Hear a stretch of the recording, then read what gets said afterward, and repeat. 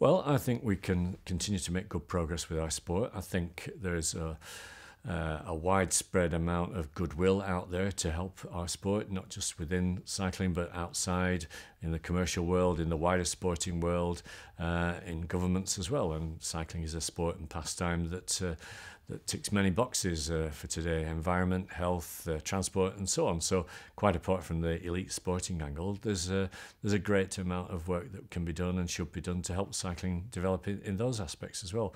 But what I've been really encouraged about has been the amount of support there is out there. So people, as I say, within the wider sports movement, within the media and so on, have all kind of come forward since the Congress last year and said, cycling needed a change. We want to help you. We'll work with you. So, I'm very pleased and proud that to be at the head of that at this era, because, as I said before, none of this is ever a one-man show. It has to be done through partnerships, through working with stakeholders and people at every different level of society who want to contribute to what we're doing.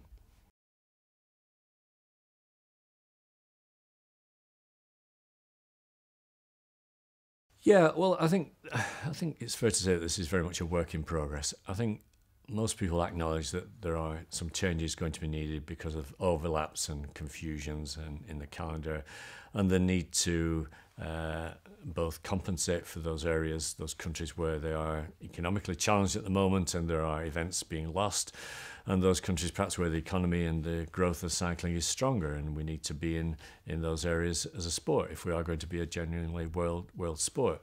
So balancing those issues is, as I say, a work in progress. I think the main heritage of the sport of road racing will always be in Europe. It will always be around your Grand Tours and your monuments and Spring Classics and so on. And I don't see that changing in principle, but it might need some tweaking in some of the detail.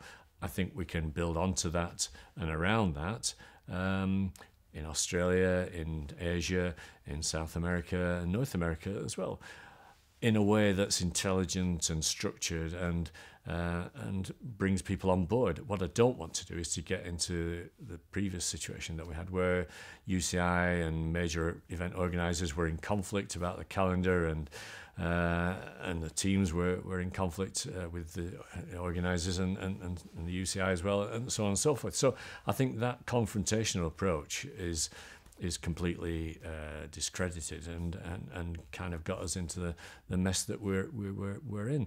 I think we've made some great steps out of that in recent years, and I hope to continue making some more. So you're looking for a united front on this? Yeah, because I think what you've got to do is not just focus on who's making, in terms of the elite side of the sport, who's making a lot of money out of the sport. Well, it seems to me that ASO is far and away the most profitable part of the sport. So they organise Tour de France and many other top-class races. But I don't think their profit margins are so huge that they can necessarily be persuaded to throw large amounts of money at the teams to help them become more sustainable. I think it's not as simple as that. I think what we've got to do, instead of arguing about who's getting what slice of this cake, let's have the debate about making the cake bigger so that everyone gets a bigger slice, so that not only do the race organisers do better business, but the teams become more sustainable and can grow their economy and become longer term features of the situation as well. And that can't be achieved just by splitting it up, the money that is in cycling at the moment. We have to grow the sport, and to do that we have to be imaginative and creative, and some people may have to give a bit and others may have to gain a bit, and I don't think there's anything impossible about that, but I think what you have to do is to get to that point by consensus, by partnership building, and not by conflict. And I think that's what we can help to bring to the new situation here now.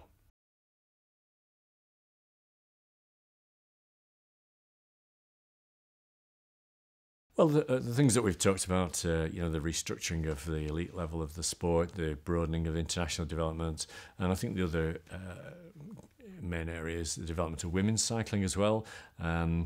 someone asked me why I thought that was important, and I had to remind them that women, of course, are 50% of the population, at least.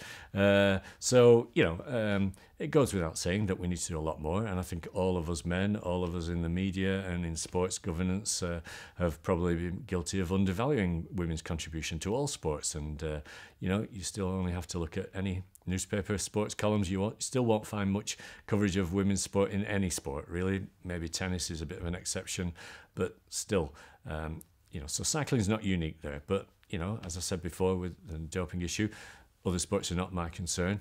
Our sport is my concern, and we've got to do something, and we are proactively doing something. We're broadcasting and making available to broadcasters the Women's World Cup now. We're doing a lot more to try and hear women's voices. We've got a Women's Commission. We have Tracy Gaudry, our first woman vice president, and we have a woman on every of our specialist discipline commissions now. And they're not there as token women. They're there for their expertise and experience in our sport, and that's a great thing. And okay, we've had to be a bit proactive about it, and I think that's necessary in the current situation. So that's something that I'm very, very pleased about, and hopefully we'll see some progress over the next year or so.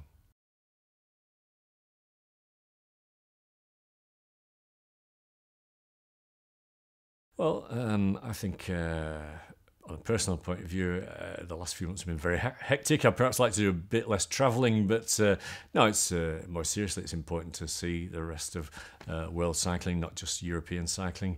It's important to make contacts. It's important to have good relations with all of the stakeholders, whether it's teams, national federations, sponsors, event organisers, and so on.